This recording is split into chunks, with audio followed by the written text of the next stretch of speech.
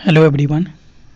यदि आपने कभी सीटेट का प्रीवियस ईयर का क्वेश्चन देखे होंगे तो उसमें जो है ईवीएस सब्जेक्ट के पेपर 1 में जो ईवीएस सब्जेक्ट है हमारा, उसमें जो है हाथी से जुड़े प्रश्न आपको ज़रूर देखने को मिलेंगे।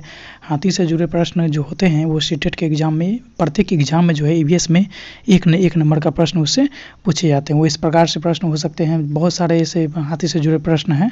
उसी के बारे में जो है हम लोग आज इस वीडियो में जो है पूरे डिटेल से अध्ययन करेंगे। हाथी से जुड़े जो भी महत्वपूर्ण जानकारी होती है, हाथी के बारे में जो भी है, वो सारी चीज़ों को हम लोग इस वीडियो में अध्ययन करेंगे। ये जो हमारा हाथी से जो सब क्वेश्चन पूछे जाते हैं, ये हमारा एनसीईआरटी का जो बुक है क्लास 4 का ईवीएस का, उससे ही 2 नंबर चैप्टर है उसका, नंदू हाथी शीर्षक करके एक चैप्टर है, उसी से सारा प्रश्न आते हैं। तो चलिए हम लोग एक एक प्रश्न को देखते हैं, एक एक टॉपिक को देखते हैं और उसके आधार पर जो भी प्रश्न बनते हैं उनका आंसर आप लोग आसानी से एग्ज़ाम में कर पाएंगे। तो चलिए देखते हैं कि वो कौन कौन से प्रश्न बन सकते हैं, किस किस तरह के प्रश्न पूछे जाते हैं।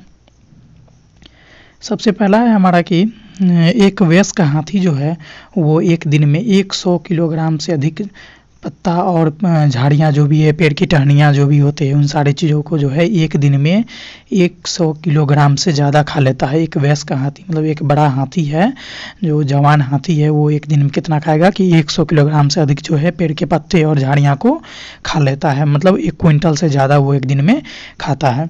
दूसरा पॉइंट हमारा बनता है कि हाथी जो है वो बहुत कम आराम करता है, मतलब कि वह जो है दिन में केवल 2 से 4 घंटा ही सोता है, बाद बाकी दिन वो आराम नहीं करता है। वो कुछ ना कुछ करते रहता है, खाते पीते मतलब टहलते रहता है, कीचड़ में खेलते रहता है, नहाते रहता है, मतलब अदर जो भी काम है वो करते रहता है। आराम हाथी जो है वो दिन में बहुत ही कम करता है, केवल कितना घंटा आराम करता है तो केवल 2 से 4 घंटा ही आराम करता है।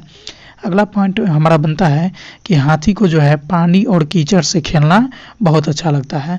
हाथी को जब आप देखे होंगे कभी भी तो वो सूंड में पानी भर के अपने पूरे शरीर पर छींटता रहता है, उछलते कूदता रहता है पानी में। मतलब क्या है कि हाथी को जो है पानी में खेलना बहुत अच्छा लगता है, उसको वो बहुत पसंद है। ऐसा क्यों होता है कि हाथी का जो है वो पानी में इसलिए ज़्यादा उसको पसंद आता है खेलना कूदना, जो भी पानी वगैरह कीचड़ है उससे, क्योंकि वो ऐसा करने से जो है ना उसके शरीर पर जो है ठंडक महसूस होता है, उसका शरीर इससे ठंडा आता है। इसलिए हाथी को जो है इन काम करने में, ये सारे काम करने में बहुत ज़्यादा मज़ा आता है और इसलिए वो कीचड़ से और पानी से हमेशा खेलते रहता है। अगला पॉइंट हमारा बनता है कि हाथी के कान बहुत बड़े बड़े होते हैं, कान पंखे की तरह होता है।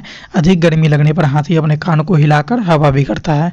आप अगर हाथी को देखे होंगे वास्तव में तो उसके बड़े बड़े कान दिखाई देंगे आपको, बड़े बड़े कान होते हैं और वो उसके कान जो है ना वो पंखे की तरह होता है और पंखे की तरह हाथी उसका यूज भी करता है। जब कभी भी हाथी को बहुत ज़्यादा गर्मी लगती है तो वो जो अपने कान को हिला हिला करके जो है अपने पूरे शरीर पर हवा करते रहता है, ताकि उसको गर्मी से राहत मिल सके, उसके शरीर को ठंडक प्रदान हो सके। आगे की ओर हम लोग बात करते हैं अगला पॉइंट की ओर। तो अगला पॉइंट है हमारा ये, देखिए ये हाथी के जीवन से जुड़े हुए बातें। और एक दूसरा प्रश्न बनता है हाथी के झुंड से। हाथी के झुंड से बहुत सारे प्रश्न पूछे गए हैं सीटेट के एग्जाम में, बहुत सारे प्रश्न इस तरह से बनते हैं, तो उसके झुंड के बारे में हम लोग पढ़ते हैं। इसमें क्या है कि ये जो हाथी जो है वो झुंड में रहता है, लेकिन झुंड में क्या है कि केवल हथनियाँ और उसके बच्चे ही रह सकते हैं। हाथी झुंड में तो रहता है, लेकिन झुंड में कौन कौन रहेंगे कि केवल हथनियाँ रहेंगे, फीमेल एलिफेंट, और उसके बच्चे रहेंगे।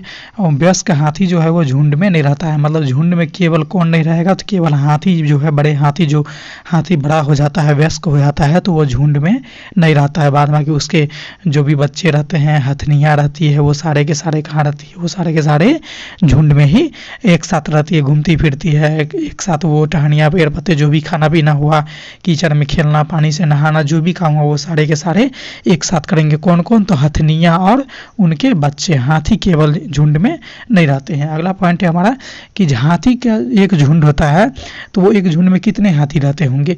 तो एक झुंड जो है ना, एक झुंड में 10 से 12 हथनियाँ रहते हैं और उनके बच्चे रहते हैं। मतलब इस प्रकार का प्रश्न पूछे जाते हैं कि हाथी के एक झुंड में कितने रह सकते हैं। तो हाथी के एक झुंड में जो है 10 से 12 हथनियाँ रहेंगे और उनके जो भी बच्चे बच्चे रहेंगे वो सारे के सारे एक साथ झुंड में रहते हैं।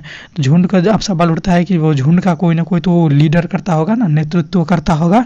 तो झुंड का नेतृत्व जो है वो सबसे बुजुर्ग हथनी जो होता है उस झुंड का, मतलब उस पूरे झुंड में जितने भी सारे हथनियाँ रहेंगे वो उसमें से सबसे जो बड़े होंगे, सबसे जो बुजुर्ग होगी वो जो है पूरे झुंड की नेता रहती है, यानी वो पूरे झुंड का नेतृत्व करती है। उसके आदेश पर ही झुंड एक साथ कहीं टहनियाँ पेड़ पौधे को खाना के लिए कहीं जाने पड़े तो उसी के आदेश पे जाएंगे, उसी के आदेश पर जो है वो कहीं नहाने जाएंगे, कोई खेलने कूदने उछलने, जो भी काम जो भी क्रियाकलाप किया जाएगा वो झुंड के सबसे बुजुर्ग हथनी जो रहती है उसी के नेतृत्व में वो सारे काम किया जाता है। अगला पॉइंट हमारा है कि हाथी जो है वो 14 से 15 साल तक ही झुंड में रहता है, उसके बाद जो है वो झुंड को छोड़कर अकेले रहने लगता है। जैसा कि ऊपर के पॉइंट में हमने देखा कि हाथी के झुंड में केवल हथनियाँ और उसके बच्चे रहते हैं, तो वो उसके बच्चे में भी तो वो फीमेल और मेल दोनों एलिफेंट रहते हैं ना, तो उसमें से जो मेल एलिफेंट रहेंगे, मतलब कि मेल हाथी जो रहेगा वो केवल 14 से 15 साल तक ही झुंड में रहेगा। उसके बाद क्या है कि उसको जो है झुंड को त्याग देना रहता है, वो झुंड को छोड़ करके अकेला कहीं अपना अकेले रहेगा वो, या फिर हाथी का उसका कोई समूह नहीं रहता है, वो कभी भी झुंड में नहीं रहेगा। झुंड में केवल कौन कौन रहेंगे, तो झुंड में केवल हथनियाँ और उनके बच्चे रहेंगे, और उनके बच्चे में जो भी बच्चे मेल एलिफेंट होंगे वो 14 से 15 साल तक झुंड में रहेंगे, लेकिन उसके बाद जो है वो अपने झुंड को त्याग करके वो अकेले रहने लगा, अकेले ही वो खाएगा, अकेले ही वो अपना जो भी काम करना होगा, नहाना होगा, कीचड़ से खेलना होगा, खाना पीना जो भी काम है वो सारे के सारा क्या करेगा, वो सारा के सारा अकेले ही करेगा। तो यही जो 8-10 पॉइंट था हमारा, इसी से सीटेट के एग्ज़ाम में जो है ईवीएस का जो भी एग्ज़ाम होता है सीटेट का, उसमें इसी से प्रश्न आते हैं, इसी से घुमा फिरा के जो भी प्रश्न रहेगा बस यही 8-10 पॉइंट है, इसी से रहते हैं, कहीं अलग से आपको प्रश्न नहीं मिलेंगे। अगर आपको कहीं आप पिछले ईयर का क्वेश्चन अगर देखे होंगे तो आपको वहाँ से इन सारी चीज़ों को देख सकते हैं, एनालाइज कर सकते हैं कि हाँ इन्हीं से प्रश्न पूछे आते हैं। तो यही थी आज का हमारा बहुत छोटा सा टॉपिक है, लेकिन बहुत ही इंपॉर्टेंट टॉपिक है, बहुत ही महत्वपूर्ण टॉपिक है। इस टॉपिक से बस इतना क्लियर करने से आपको 1 नंबर जो है वो 1 मार्क्स जो है सीटेट के एग्ज़ाम में आसानी से मिल जाएंगे। बस इतना को क्लियर आप करते हैं तो आपको सीटेट के एग्ज़ाम में जो है 1 नंबर आसानी से मिल जाएंगे। इसी तरह के अन्य रोचक सीटेट का वीडियो देखने के लिए हमारा YouTube channel RKR study YouTube channel जो है इसको पढ़ते रहिए। rkrstudy.net ये वेबसाइट है, गूगल पे आपको ये मिल जाएगी, आप वहाँ से भी सीटेट का नोट्स को पढ़ते रह सकते हैं, आसानी से पढ़ के आप तैयारी कर सकते हैं। चलिए फिर मिलते हैं अगले वीडियो में, तब तक देखते रहिए हमारे rkrstudy.net वेबसाइट को पढ़ते रहिए, हमारे यूट्यूब चैनल को पढ़ते रहिए। मिलते हैं फिर अगले वीडियो में एक नए सीटेट के टॉपिक को लेकर आएंगे, तब तक के लिए बाय।